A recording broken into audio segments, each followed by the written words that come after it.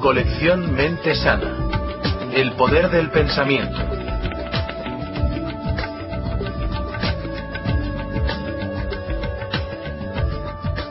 El doctor Deepak Chopra, líder de renombre mundial en el campo de la medicina cuerpo-mente, tras enseñar en la Facultad de Medicina de la Universidad de Tufts, Boston, fue jefe del personal médico del New England Memorial Hospital.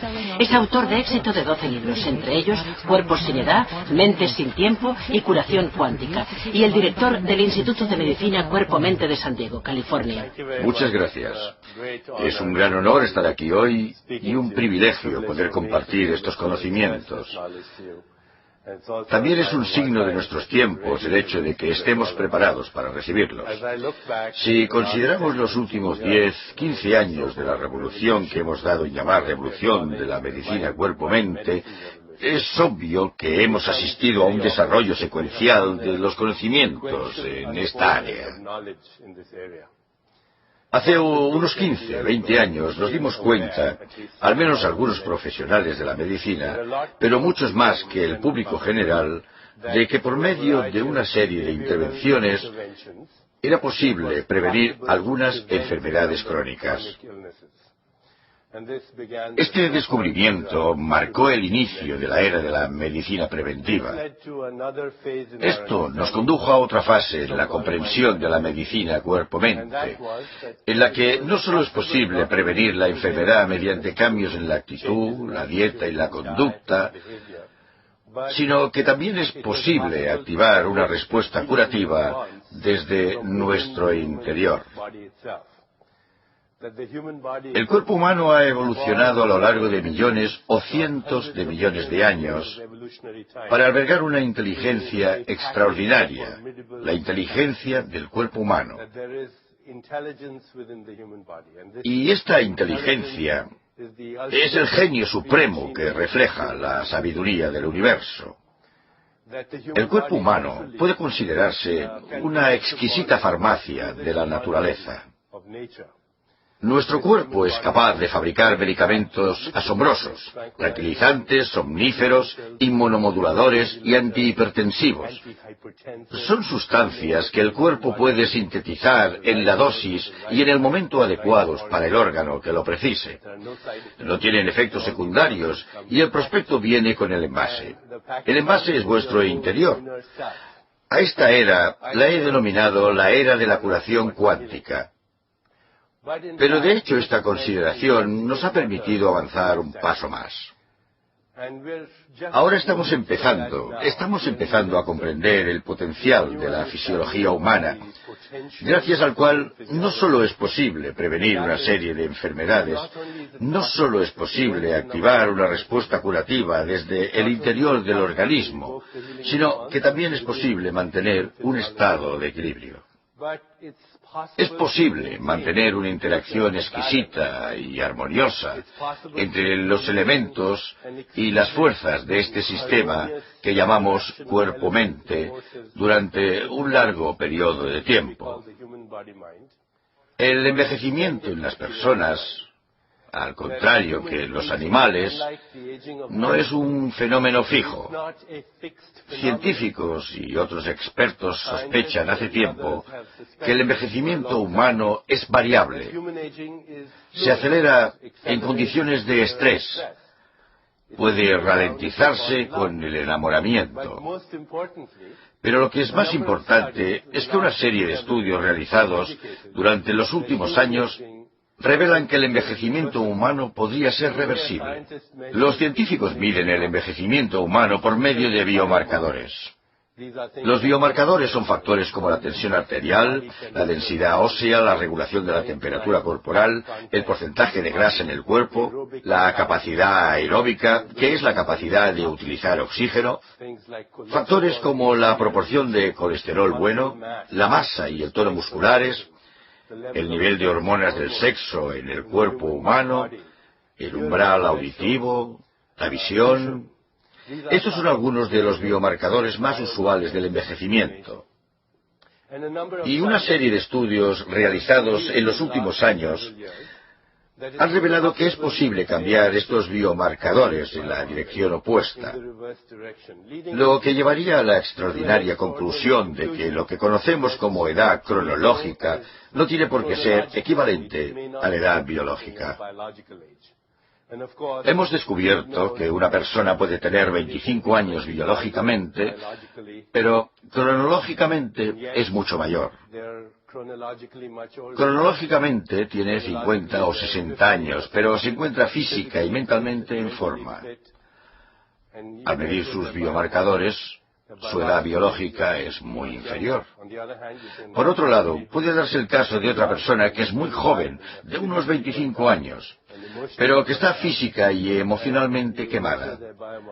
Al medir sus biomarcadores, refleja la edad de una persona mayor. Así pues, el envejecimiento es variable. Es un proceso reversible.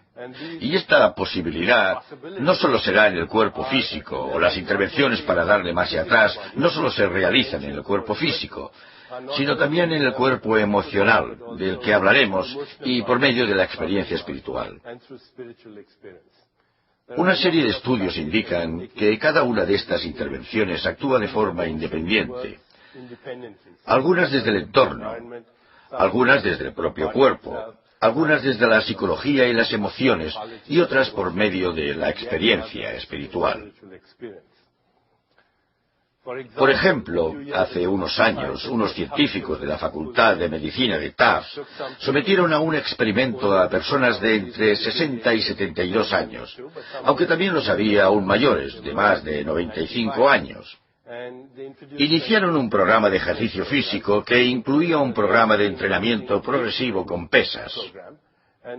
Al cabo de un tiempo, cuando midieron los biomarcadores de envejecimiento y se midieron 10, todos habían revertido. Algunas personas que tenían entre 60 y 72 años estaban más en forma, tenían más energía y resistencia, y podían levantar pesas mayores que otras personas de 25 años. Fue todo un descubrimiento, porque nos demostró por vez primera que debemos cambiar nuestras expectativas en relación con el envejecimiento. Otro estudio aún más interesante fue el realizado por una científica, una psicóloga de la Universidad de Harvard, llamada Ellen Langer, que a mediados de los 80 había anunciado en el periódico de Boston que necesitaba personas de más de 75 años para que participaran en lo que hoy, en retrospectiva, podríamos llamar un experimento en el tiempo. Todas ellas tenían más de 75 años y se las llevó a un centro apartado, a algunos kilómetros de distancia de Boston, donde se había recreado un ambiente de los años 50, en concreto de 1959. Veían películas de la época como Anatomía de un asesinato o La gata sobre el tejado de zinc. En la televisión veían a Fidel Castro y a Khrushchev. Disponían de revistas como Life, el Saturday Evening Post de aquel año. En definitiva, se había hecho una réplica de todos los estímulos sensoriales de los 50. La premisa que impulsó este estudio es que a veces una experiencia recordada puede crear el mismo flujo de neurotransmisores y hormonas que la experiencia real.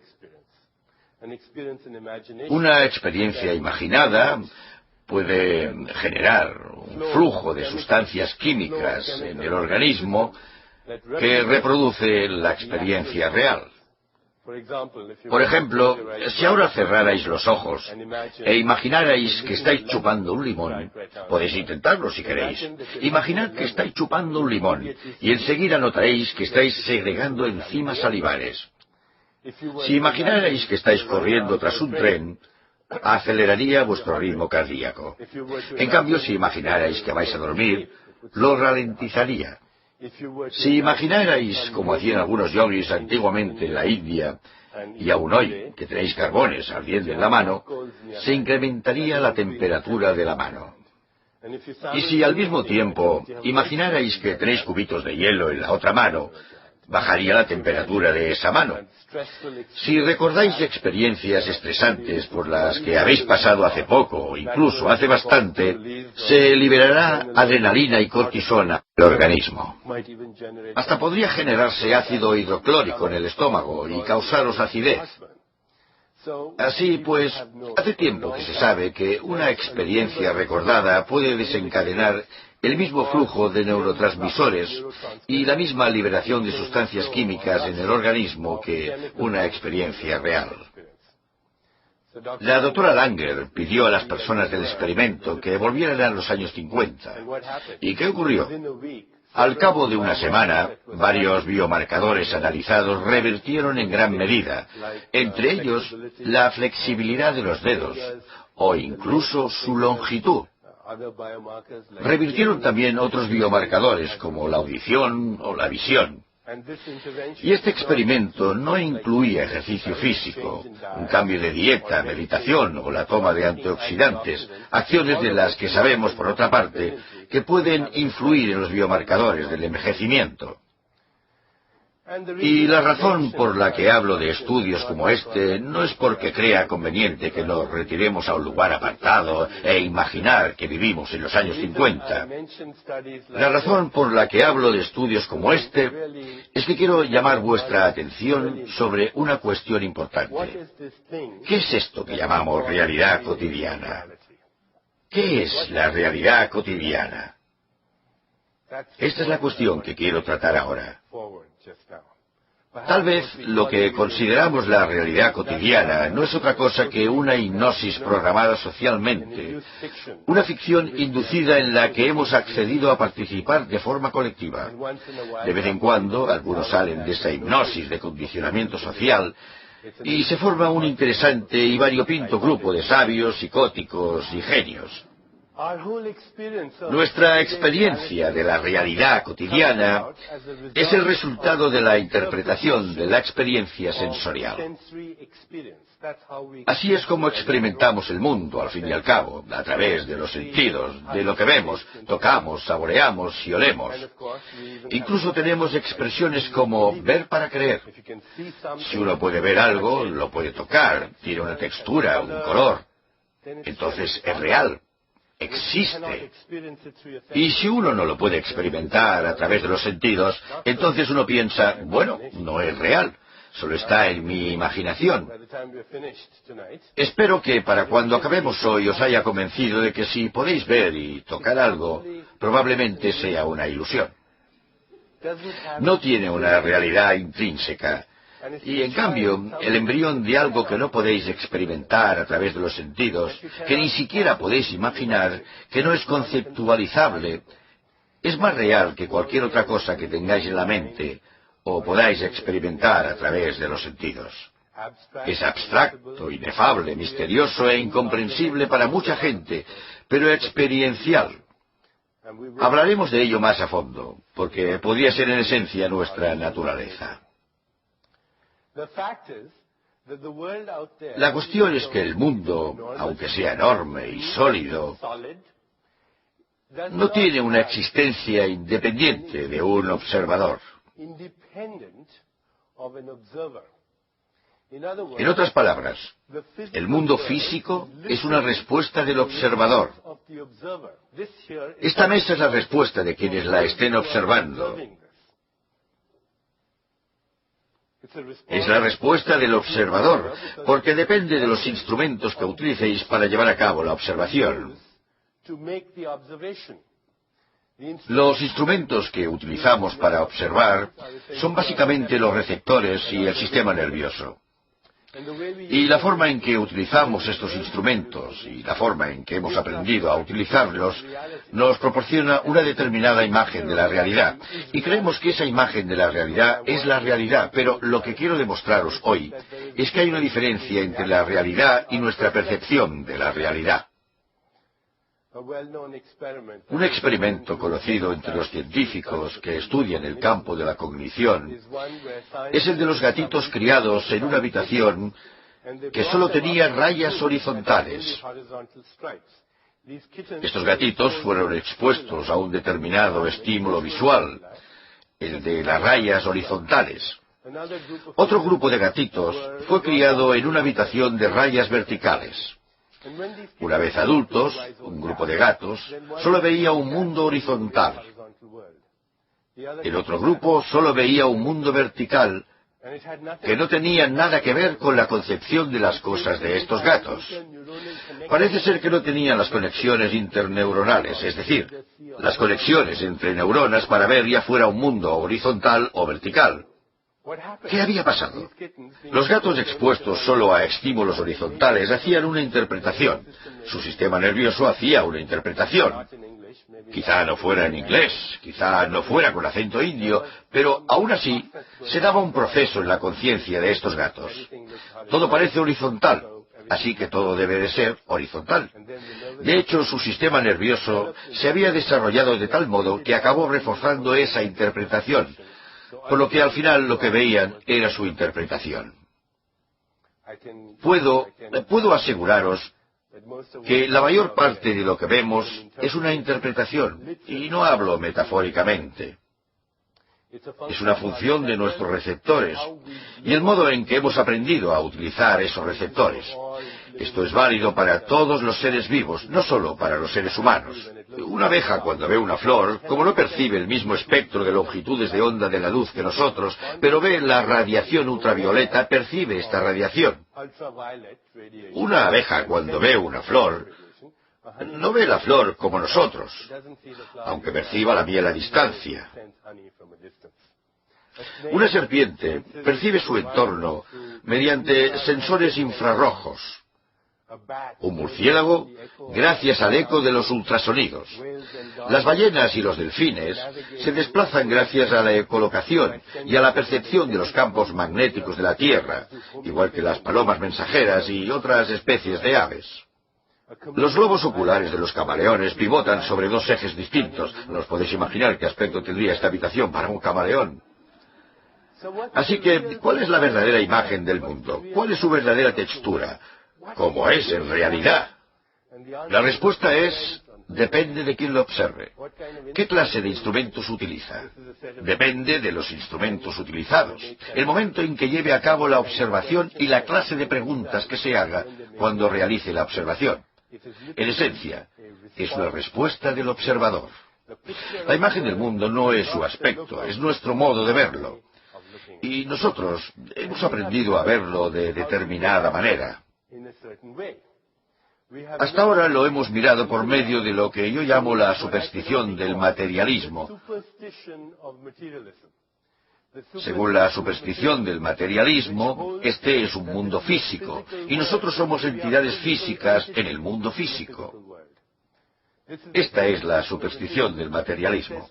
Sostiene que debemos confiar en los sentidos, cuando hasta el sentido común nos indica que los sentidos son la prueba menos fiable de la realidad. Al fin y al cabo, los sentidos nos dicen que la Tierra es plana, cosa que nadie cree ya. Los sentidos nos dicen el suelo que pisamos está quieto, si bien sabemos que está girando a una velocidad vertiginosa y que se desplaza por el universo a miles de kilómetros por hora. Los sentidos nos dicen que las cosas tienen una textura, un color, una forma, una apariencia, un color, un sabor, un olor, y tendemos a pensar que esta es la naturaleza intrínseca de las cosas. No lo es la naturaleza intrínseca del observador que realiza la observación. Por tanto, si queremos avanzar en la comprensión del cuerpo y la mente y el potencial humano, debemos deshacernos de nuestra vieja concepción de la realidad, basada en la superstición del materialismo. Debemos dejar de pensar en el cuerpo humano como una estructura anatómica rígida. Cuando fui a la Facultad de Medicina, al menos cuando fui a la Facultad de Medicina, quería conocer el significado de la vida. Esa era mi motivación para ir a la Facultad de Medicina. Y a lo primero que me enfrenté fue a un cadáver. Se suponía que debía comprender el significado de la vida por medio del examen de un cuerpo sin vida, y ese modelo es el que sigue prevaleciendo. Concebimos el cuerpo humano como una estructura anatómica rígida, y concebimos la conciencia como el epifenómeno de este cuerpo material. que albergar pensamientos, sentimientos, emociones, deseos, instintos e impulsos, o enamorarse, creer en Dios, el cielo, el infierno, la salvación o la condena, es solo un baile de moléculas. Se supone que la bioquímica es la responsable de este fenómeno que llamamos pensamiento, y si entendemos cómo actúan estas moléculas, seremos capaces de resolver nuestros problemas. La ciencia, basada en el modelo materialista, ha intentado comprender los mecanismos de la enfermedad con la esperanza de que, si se comprenden los mecanismos de la enfermedad y se interfiere en esos mecanismos, debería ser posible eliminar la enfermedad. Por desgracia, esta estrategia no ha funcionado, porque los mecanismos de la enfermedad no son los que la causan. Además, las condiciones que llevan a la enfermedad no son las que llevan a la salud. La salud no es la mera ausencia de enfermedad, sino un estado de vitalidad, de energía, de creatividad, en definitiva, un estado superior de la conciencia. Veamos, pues, un modelo que va más allá del materialista.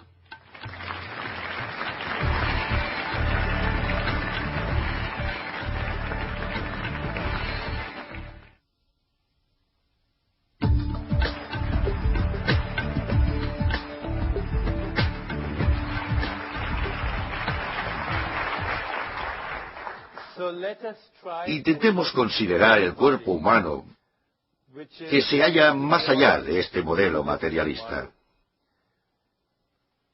Centrarse en los mecanismos de la enfermedad e interferir en ellos puede influir en el desarrollo de la enfermedad. No hay duda al respecto.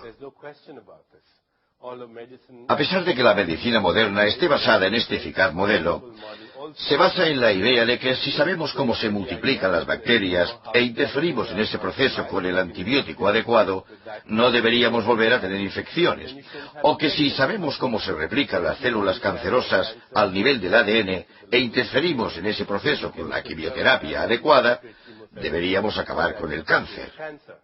O que si sabemos cómo se une el ácido hidroclórico a sus receptores en las paredes del estómago e interferimos en ese proceso, no deberíamos tener úlceras. Este método funciona en algunos casos, y el modelo materialista es extremadamente eficaz en el tratamiento de enfermedades agudas. Pero si consideramos el espectro global de enfermedades en la sociedad, vemos que el modelo materialista no altera de forma significativa la incidencia general de la enfermedad en la sociedad, su incidencia, morbilidad y mortalidad. De hecho, cuando se trata una enfermedad, a veces se siembran inadvertidamente las semillas de una enfermedad futura. Se ha calculado que 1,5 millones de personas en Estados Unidos padecen anualmente de infecciones resistentes a antibióticos contraídos solo en hospitales. De hecho, miles de pacientes mueren de esas infecciones. Unos estudios han revelado que gastamos más de 3.000 millones de dólares al año en el tratamiento de infecciones iatrogénicas, es decir, infecciones contraídas en hospitales. Que la causa número 1 de la drogadicción en el mundo no son las drogas que se venden en la calle, sino las recetas prescritas por médicos.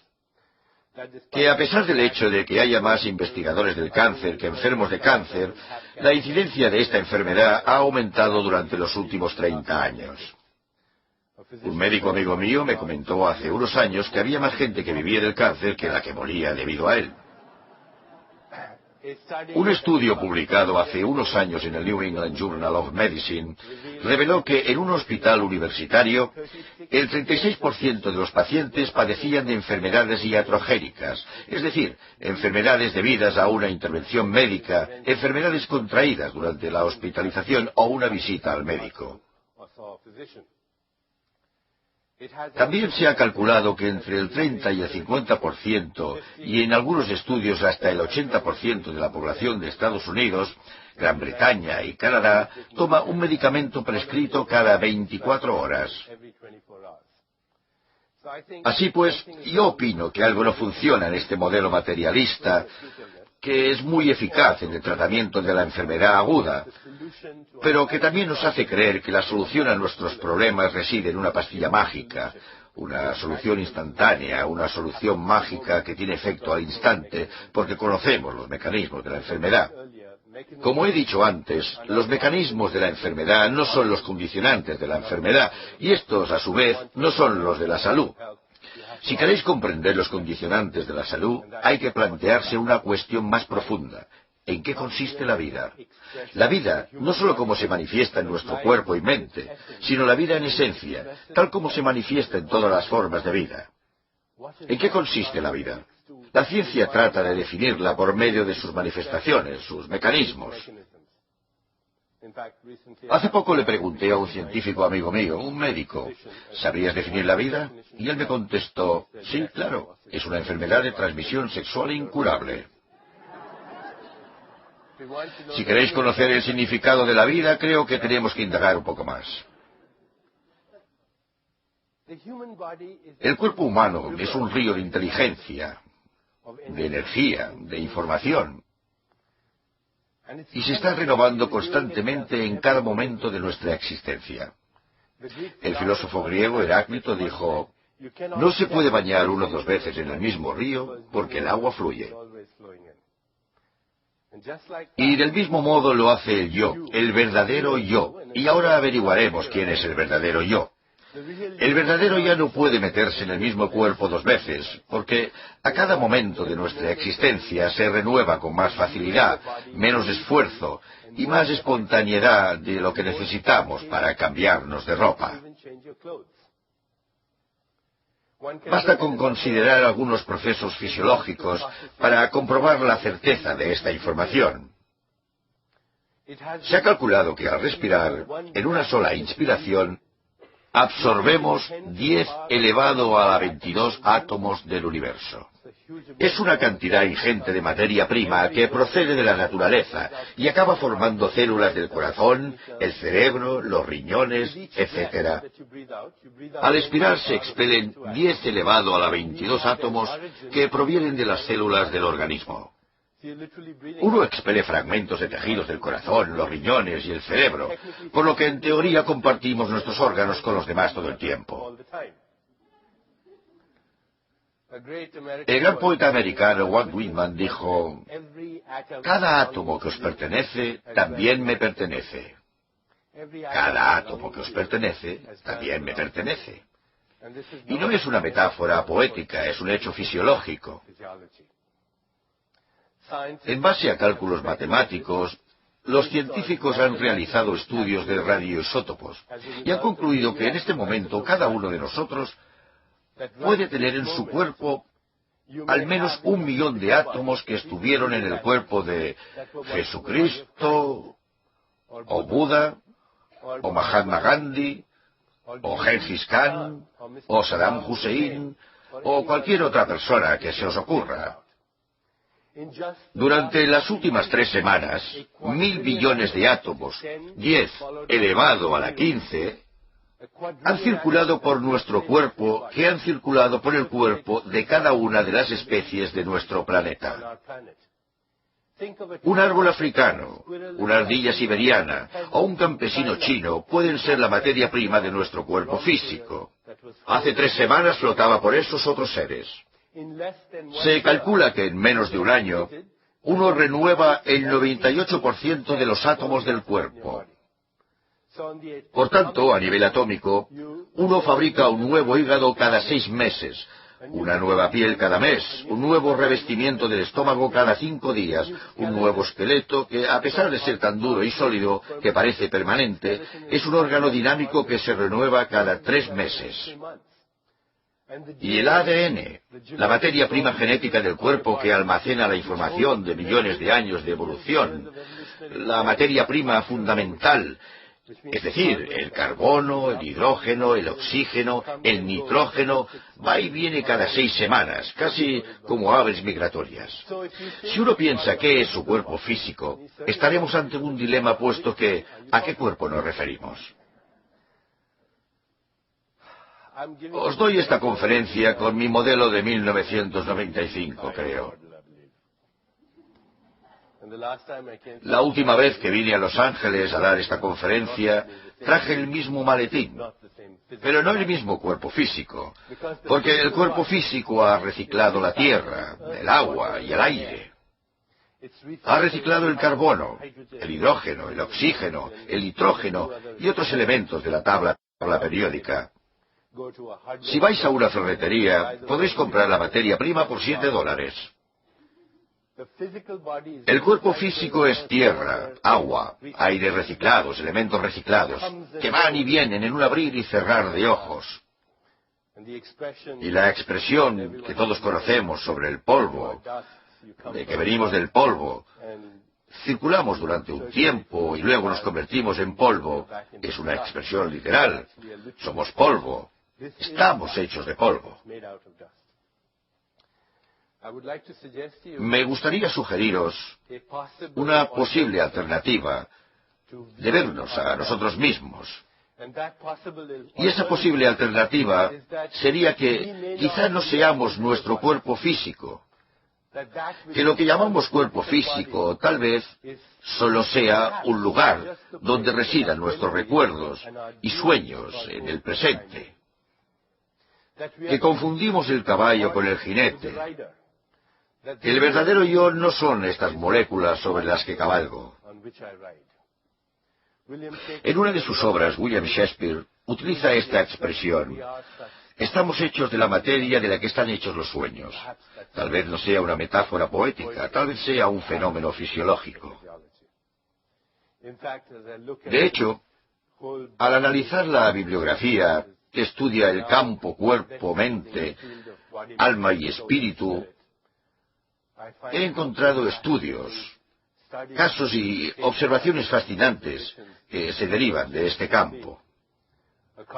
Un cardiólogo amigo mío llamado Dr. Bruno Cortés, de la ciudad de Chicago, informó hace poco del caso de una mujer joven de unos 30 años que acababa de someterse a un trasplante de corazón. Poco después de la operación, al recuperarse de la anestesia general, sintió fuertes antojos de nuggets de pollo y cerveza. Al mismo tiempo, tenía sueños en los que veía a una persona, y esta persona conversaba con ella y le decía que se llamaba Timmy, lo que fuera, que la quería, que le tenía el corazón robado. Una vez le dieron el alta, fue a la biblioteca, buscó las necrológicas y encontró a un Timmy de 19 años, que al salir de un restaurante de comida rápida, donde había tomado mucha cerveza y nuggets de pollo, tuvo un accidente mortal con la moto. Ella llevaba su corazón, él era el donante. Desde entonces, el doctor Cortés y otros cardiólogos estudian la memoria celular en pacientes sometidos a trasplantes. Cuando me enteré de este caso, le dije a mi amigo que, de haber sido 10 años atrás, probablemente les habría dado al cardiólogo y a la paciente 100 miligramos de toracine y habría llamado a un psiquiatra. Pero vivimos en una época muy interesante. No podemos permitirnos proceder ya de ese modo. En la actualidad, en 1995, nos encontramos en lo que solo podemos denominar el clímax del derrocamiento de la superstición del materialismo. De hecho, nuestra tecnología se basa en este derrocamiento de la superstición del materialismo. Hoy en día, si podemos utilizar un fax, escuchar un programa de radio o ver la televisión, es porque la tecnología se basa en una premisa básica descubierta por los científicos. Esta premisa básica es que la naturaleza esencial del mundo material es que no es material. La materia esencial del universo es la no materia. Estas tecnologías no habrían sido posibles si los científicos no hubieran perforado la máscara de la materia. Estas tecnologías no habrían sido posibles si los científicos no hubieran perforado la máscara de la materia para penetrar en el mundo de la energía y la información.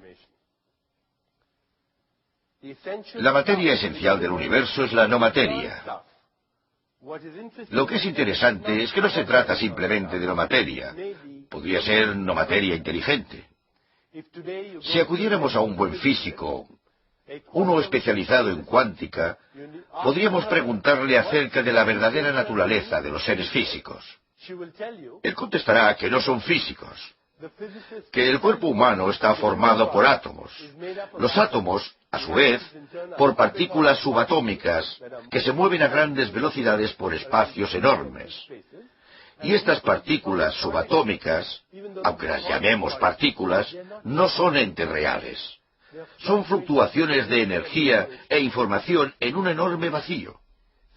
Visto a través de los ojos de un físico, el cuerpo humano, en proporción, está tan vacío como el espacio intergaláctico.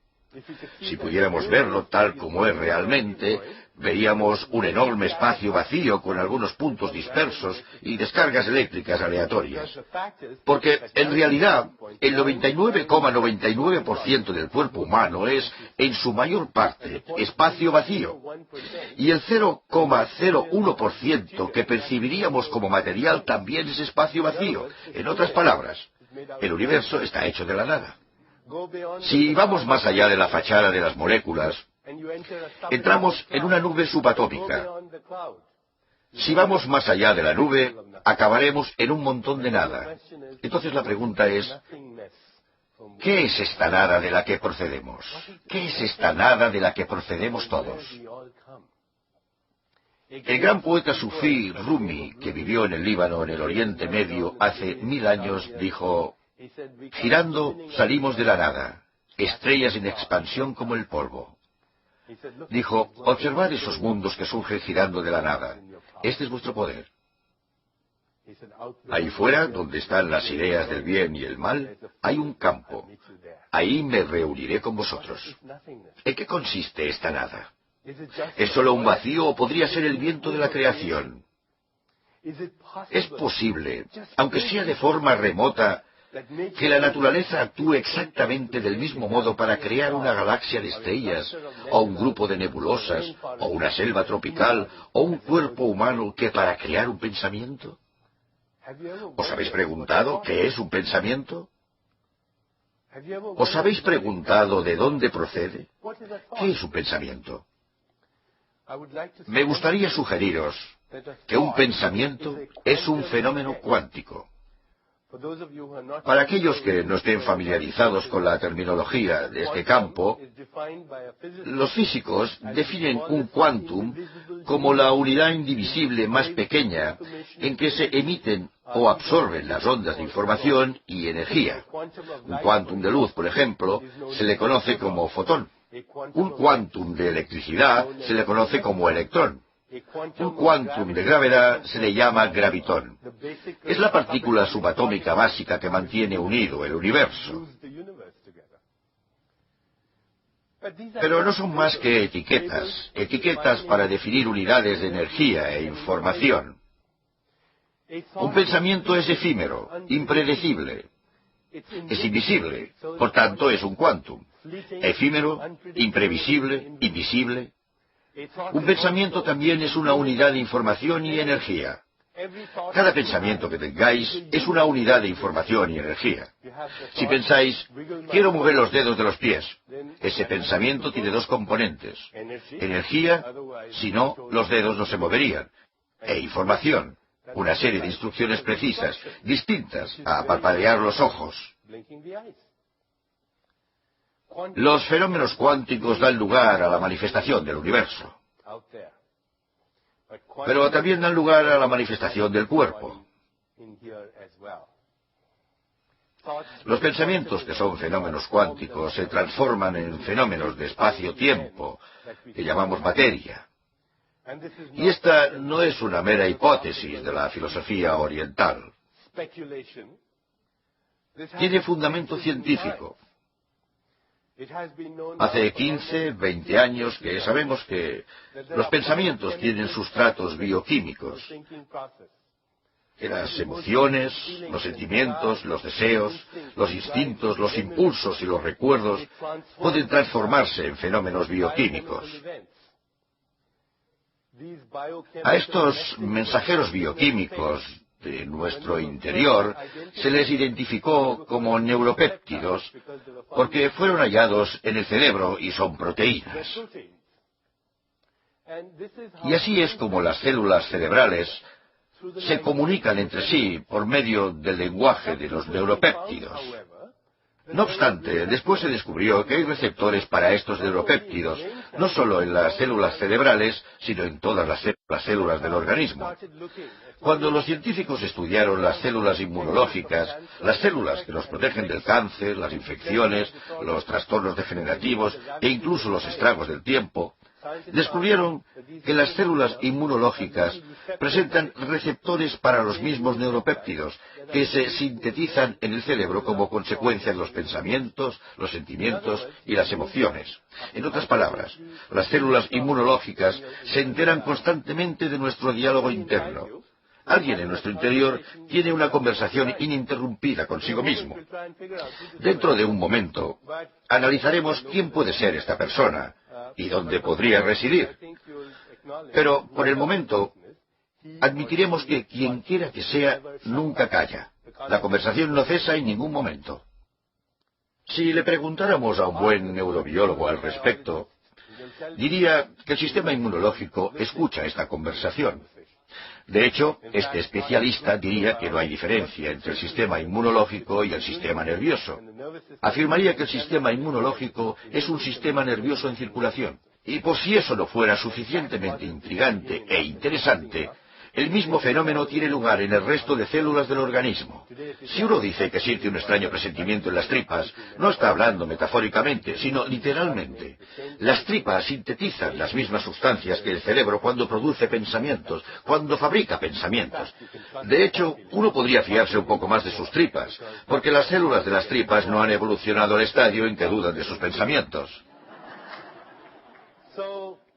Lo que trato de decir es que este cuerpo de moléculas, en realidad, es la experiencia objetiva de la conciencia. Y la mente es la experiencia subjetiva de la conciencia. Pero los dos son inseparables. Son el mismo fenómeno bajo diferentes disfraces. Experimentamos la información y la energía.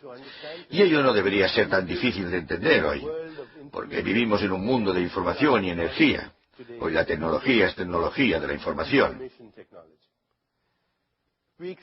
Experimentamos la información y la energía subjetivamente a través de la mente.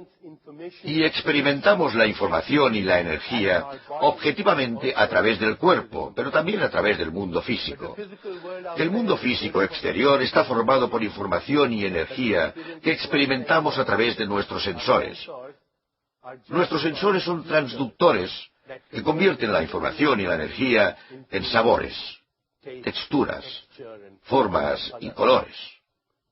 Nosotros, vosotros y yo, asociamos estas formas, texturas, colores, sabores y olores con ese campo, que es un flujo ambiguo e incesante de cuántums de información y energía. Experimentamos esa misma información y energía en el cuerpo físico y experimentamos esa misma información y energía en la mente como pensamientos, sentimientos, emociones y deseos. Pero se trata de lo mismo bajo diferentes disfraces. Por eso existe un antiguo dicho en la literatura védica que dice: yo soy aquello, tú eres aquello, y todo es aquello, y aquello es lo único que existe. Y si lo comprendéis, buenas noches y gracias.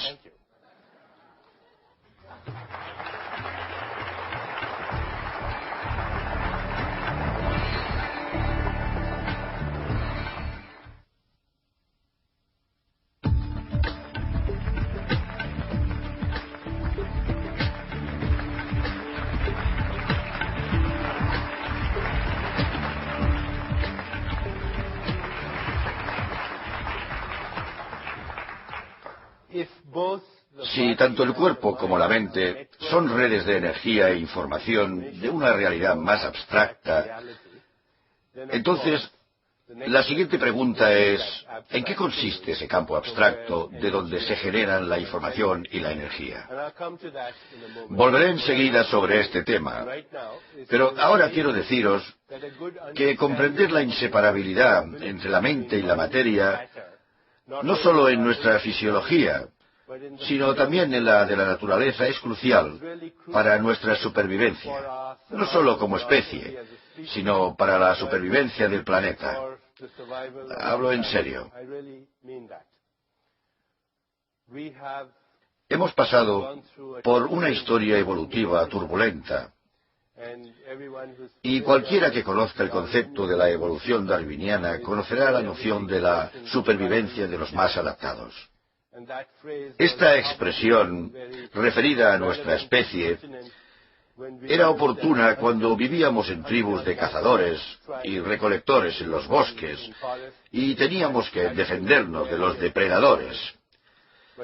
Pero ahora, como estaréis de acuerdo, nuestra especie se ha convertido en el mayor depredador del planeta. Si conocéis la historia de los depredadores, sabréis que están condenados a la extinción. Si queremos sobrevivir como especie y garantizar la continuidad del planeta, necesitamos una clase de evolución distinta a la evolución darwiniana. Jonas Salk, el gran científico, filósofo y humanista, ha acuñado la expresión evolución metabiológica. La evolución física ha finalizado. Nos encontramos en una nueva fase evolutiva, la evolución de la conciencia y, en última instancia, la evolución de la conciencia de la conciencia. A Jonas Salk también debería atribuírsele haber acuñado el término supervivencia de los más inteligentes, en lugar de la supervivencia de los más adaptados. Y para que esa nueva fase evolutiva se despliegue como una realidad concreta en nuestros tiempos, creo que es importante saber ¿qué es la conciencia? ¿Qué es la mente? ¿Qué es la materia? ¿Y cuál es la conexión entre las tres? Posiblemente no haya conexión, forman una unidad inseparable. Hace unos cuantos años, cuando me inicié en el campo de la medicina cuerpo-mente, y se estaba consolidando una nueva disciplina médica llamada psiconeuroinmunología, conocí un interesante experimento realizado por un científico en los Institutos Nacionales de la Salud.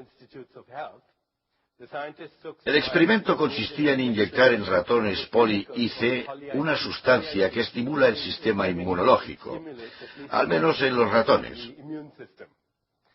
Después les hacía oler alcanfor a los ratones. Al cabo de un tiempo, cuando los ratones olían alcanfor, estimulaban su sistema inmunológico. Otros científicos utilizaron otra especie de ratones y les administraron ciclofosfamida, una sustancia tóxica que destruye el sistema inmunológico, al tiempo que les hacían probar sacarina. Estos ratones, al solo olor de la sacarina, comenzaban a destruir su sistema inmunológico. Interesante situación. Un grupo de ratones olía alcanfor y estimulaba su sistema inmunológico. Otro grupo de ratones probaba sacarina y destruía el suyo. ¿Cuál es la diferencia fundamental entre la supervivencia y la muerte de estos ratones? Si exponemos a un grupo a bacterias, tendrán una infección. Si se les administra carcinógenos, desarrollarán cáncer, y en el otro no ocurrirá nada. ¿Cuál es la diferencia fundamental? Radica en la interpretación del recuerdo del olor al alcanfor o del sabor de la sacarina. La diferencia fundamental, al menos en este modelo de experimento, parece ser la interpretación de un recuerdo. ¿Podría ser relevante para nosotros? Un psicólogo calcula que una persona podría tener de promedio unos 60.000 pensamientos al día. Esto no es sorprendente. Lo que sí es desconcertante es que alrededor del 95% de los pensamientos que tiene uno un día son los que tuvo el día anterior. Nos hemos convertido literalmente en manojos de reflejos condicionados y nervios que son estimulados constantemente por personas y circunstancias y que dan lugar a conductas predecibles, reflejos bioquímicos predecibles y fenómenos predecibles en este cuerpo.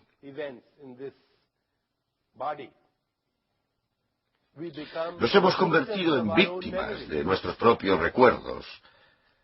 que evocamos una y otra vez. La ironía, por supuesto, es que mi suplicio de hoy es el remanente de ayer. Creo que es crucial comprender aquí cómo sería posible cambiar los fenómenos bioquímicos, fisiológicos y experimentales. Si estas transformaciones en el organismo vienen condicionadas por la energía y la información, y si la energía y la información vienen condicionadas por la interpretación, los pensamientos, los sentimientos y las emociones, entonces, quizá observando este proceso, seremos capaces de influir en las expresiones de estos estados de energía e información, las expresiones bioquímicas, las expresiones de conducta, etc. Podríais preguntaros si realmente sustituimos el 98% de los átomos del cuerpo y fabricamos un nuevo cuerpo una vez al año. Entonces, ¿por qué continuamos teniendo artritis? ¿Por qué sigo teniendo arterias bloqueadas? Y la respuesta podría ser que, debido al condicionamiento, generamos los mismos impulsos de información y energía, que no son exactamente los mismos pensamientos, sentimientos, emociones e ideas, pero sí mantenemos las mismas conductas, los mismos hábitos en la dieta, la misma experiencia sensorial del mundo. En consecuencia, engendramos los mismos estados de información y energía que desencadenan los mismos procesos bioquímicos y fisiológicos, las mismas conductas y, en última instancia, los mismos efectos patológicos. Existe una expresión magnífica en la ciencia védica, la ciencia de la Ayurveda, la ciencia de la vida que nos viene de una tradición muy antigua. La expresión es: utilizo los recuerdos, pero no permito que los recuerdos me utilicen. Esta es una expresión muy interesante, porque aquí podríamos tener la clave de lo que quizá constituya la respuesta curativa. Utilizo los recuerdos, pero no permito que los recuerdos me utilicen. Claro que hay que recurrir a los recuerdos, de lo contrario no encontraríamos el camino de vuelta a casa esta noche. Pero cuando uno permite que los recuerdos lo utilicen, se convierte en víctima en vez de creador. Dejar que los recuerdos lo utilicen a uno es estar en un estado de reacción constante. Y utilizar recuerdos para crear respuestas que son creativas en el campo de posibilidades es convertirse en un creador. Es la diferencia esencial entre lo que en tradiciones espirituales se ha llamado esclavitud y libertad. La esclavitud sería hacia nuestros recuerdos y la libertad desde nuestros recuerdos. Profundizaré en el tema dentro de un rato. De momento quería establecer las bases de esta inseparabilidad de la mente y la materia y cómo influye en la salud. Otro experimento fascinante, publicado en el Journal Science en 1980, consistía en el estudio por parte de científicos de la Universidad Estatal de Ohio del metabolismo del colesterol en los conejos. Administraron a los conejos dietas muy altas en colesterol. Al cabo de un tiempo, comprobaron la elevación del colesterol y la arteriogénesis, que es el endurecimiento de las arterias, y para su asombro, descubrieron que un grupo de conejos no desarrollaba el mismo nivel de arteriosclerosis o hiperlipidemia, aunque tuvieran la misma dieta. De hecho, se registraba un 60% menos en la incidencia de hiperlipidemia y sus complicaciones.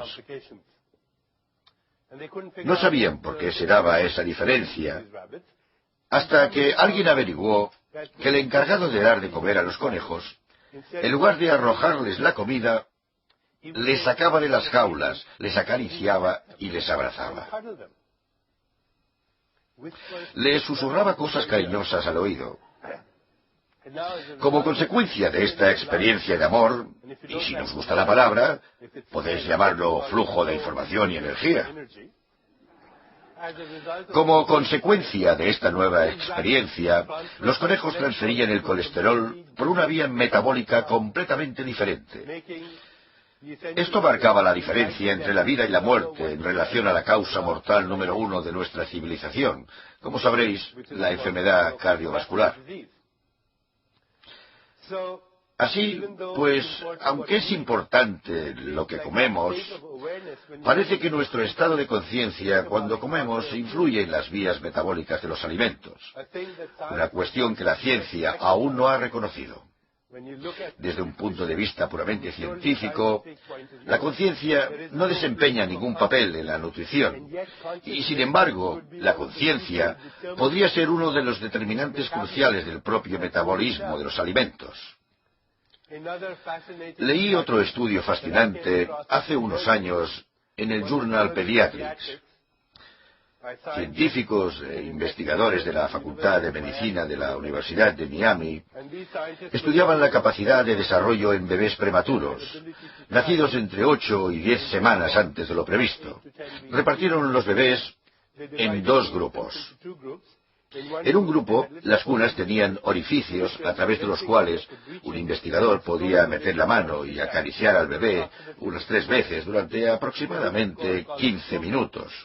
Claro que no lo llamaban caricias, sino estimulación táctil y kinestésica, el término médico orwelliano para caricias, Dios nos libre de llamarlo amor. Los bebés que recibieron la estimulación táctil y kinestésica ganaron de promedio hasta un 49% más de peso al día con la misma alimentación, lo que llevó a los investigadores a concluir que la estimulación táctil y kinestésica es una estrategia rentable, porque se ahorran $3.000 por paciente. Ganaban peso mucho más rápido. Ahora sabemos que si tocamos a alguien con cariño, se da una liberación inmediata de factores y hormonas del crecimiento, especialmente en bebés y niños, aunque también en los adultos, y la hormona del crecimiento es una hormona antienvejecimiento. Es una hormona que tiene efectos biológicos, que revierten el proceso de envejecimiento, incluso en los adultos. Es una hormona anabólica. Cuando una perra lame a sus cachorros, eso es lo que ocurre. Se producen explosiones de hormonas de crecimiento. De hecho, existe una enfermedad que los científicos reconocen. Los endocrinólogos la llaman enanismo psicosocial. Y en esta enfermedad los niños son literalmente enanos. Al medir la hormona del crecimiento en la sangre, su concentración es muy baja. Y si se les administra hormona del crecimiento, siguen sin crecer. Los receptores no se unen a esta hormona, porque estos niños no son enanos físicamente, son enanos emocionales. Si se les saca de su entorno y pasan a tener una madre cariñosa o la figura de una madre y se les acaricia, los niveles de la hormona del crecimiento subirán y los receptores se unirán a ella. Lo que vemos aquí es la transformación de la conciencia en algo material. En este caso, la hormona del crecimiento, el producto de un determinado código de inteligencia en la conciencia. Muchos estudios demuestran que no solo entran en juego los factores del crecimiento, sino también muchas otras sustancias. Será un torrente de sustancias curativas en el organismo, como consecuencia de la experiencia sensorial del mundo, pero esa experiencia sensorial no debe ser amenazadora, debe ser cariñosa. El amor se transforma en estas sustancias curativas. Seguro que habréis oído la canción Tócame, siénteme, óyeme, cúrame. En realidad es un hecho fisiológico. Hace unos años leí un estudio extraordinario sobre los factores de riesgo de muerte súbita por complicaciones cardiovasculares, siendo estas la causa mortal número 1 de nuestra civilización.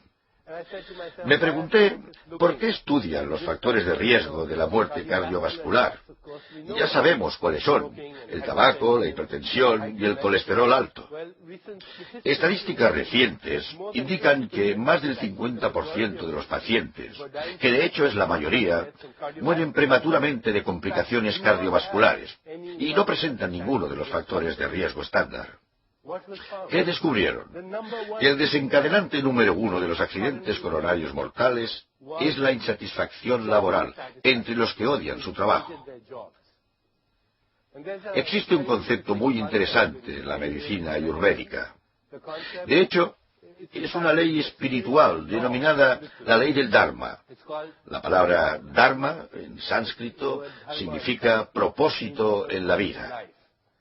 Según la ley del Dharma, estamos aquí por una razón, que consta al menos de 3 componentes.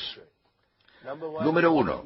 Descubrir la verdadera naturaleza de la realidad, perforar la máscara de la materia y afrontar la realidad no sólo por el artificio de la experiencia sensorial, sino por lo que es, porque entre nosotros y la realidad existe una pantalla de percepción. Existe una expresión hermosa en uno de los poemas de William Blake. Veré si lo recuerdo. Dice: nos vemos llevados a creer una mentira, cuando vemos con y no a través del ojo que nació una noche para perecer en una noche cuando el alma dormía en rayos de luz. El primer componente de esta ley del Dharma es afrontar la realidad, no por el artificio de la percepción, sino afrontarla tal como es y reconocer que es nuestra naturaleza espiritual. Volveré sobre ello más tarde.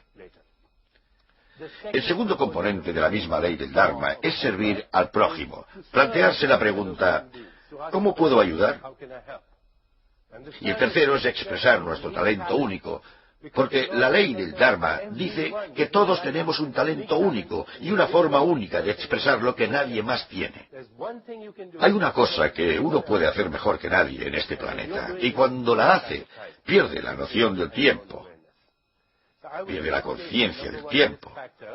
Por tanto, afirmaría que el primer factor de muerte prematura es la falta de propósito en la vida. El desencadenante número 2 es la valoración de la felicidad propia. Si uno piensa que es feliz o no. A partir de este estudio y otros estudios similares, también en Europa, se han obtenido unas estadísticas sorprendentes. Más personas mueren en nuestra civilización en un día en particular de la semana. Y estoy seguro de que adivinaréis en qué día. Sí, y adivinad a qué hora. A las 9 de la mañana de los lunes mueren más personas en nuestra civilización que en cualquier otro momento. Es un logro extraordinario y asombroso, únicamente atribuible a la especie humana. Porque imagino que ningún otro animal conoce la diferencia entre un lunes y un martes. ¿Qué diferencia hay? Es solo una idea. Es solo una idea. Y las ideas no se ven. No se pueden meter en un tubo de ensayo. No se pueden observar al microscopio. Pero las ideas han sido las precursoras de la enfermedad, la muerte, la devastación y la guerra. También podrían ser las mensajeras de la curación. Hasta la experiencia del espacio y el tiempo la generamos de forma parecida. Si le preguntáramos a un físico: ¿ha hecho alguien un experimento dado con una fórmula matemática que demuestre la existencia del flujo del tiempo lineal? Si se lo preguntáramos a un físico, nos dirá que no se ha hecho ningún experimento, ni se ha dado con ninguna fórmula. Que el flujo del tiempo lineal es un fenómeno creado por el sistema nervioso. En un universo en el que el pasado, el presente y el futuro coexisten en un campo de todas las posibilidades, que la experiencia del tiempo lineal es la forma de la naturaleza de evitar que experimentemos todo a la vez, que es en realidad lo que sucede. Y por supuesto, por nuestra propia experiencia, sabemos que tenemos una experiencia personal del tiempo. Si lo pasamos bien, el tiempo pasa rápido. Hace unos años cogí un vuelo de Boston a Londres, donde me encontré a un viejo amigo. Lo pasamos tan bien que el tiempo pasó volando. El vuelo duraba 6 horas, pero a nosotros nos pareció que pasó, como dice la expresión, en un plis-plas. No comimos, no dormimos. Cuando llegamos, ni siquiera experimentamos el lag. Todos estos ciclos biológicos, ciclos fijos de descanso y vigilia, todos estos ritmos que orquestan la digestión y el metabolismo se reestructuraron. Como consecuencia de la experiencia, lo pasamos bien. Todos conoceréis a personas de vuestro entorno que parecen la viva imagen de la expresión «se me acaba el tiempo». Ven el mismo reloj que todos, pero para ellos va mucho más rápido. Si las examináramos, veríamos que tienen un reloj biológico acelerado, ritmos cardíacos más rápidos y plaquetas con altos niveles de adrenalina, plaquetas que se acurrucan de miedo, así como altos niveles de otras hormonas del estrés. Cuando de repente mueren de un infarto prematuro, entonces claro que se les ha acabado el tiempo. Y luego conocemos a personas cuyo diálogo interno parece que sea: tengo todo el tiempo del mundo. Tienen un reloj biológico más lento. Todos lo hemos experimentado alguna vez. Quizá estábamos enamorados, quizá hacíamos el amor, o quizá contemplábamos la eternidad entre las nubes, mirando las estrellas.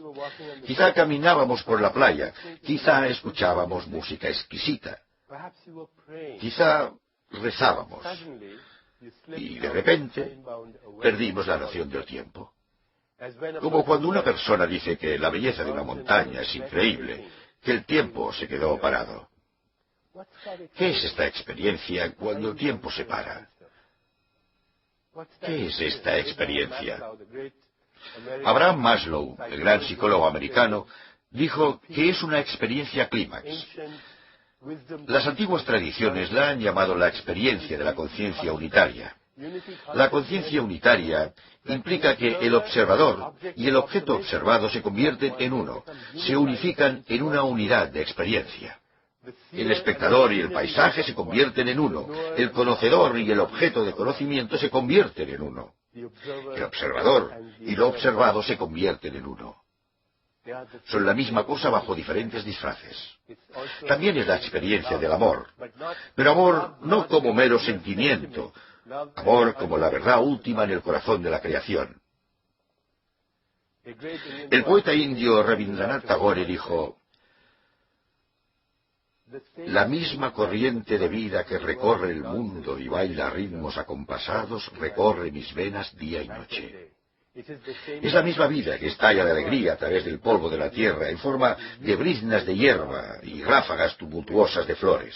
Es la misma vida mecida en la cuna del mar del nacimiento y la muerte, en las mareas, y mis miembros se sienten magníficamente al contacto con este mundo de vida, y siento la vibración vital de los tiempos bailando en mi sangre en este momento. Esa es la experiencia de atemporalidad, la pérdida de la noción del tiempo para llegar a la conciencia unitaria.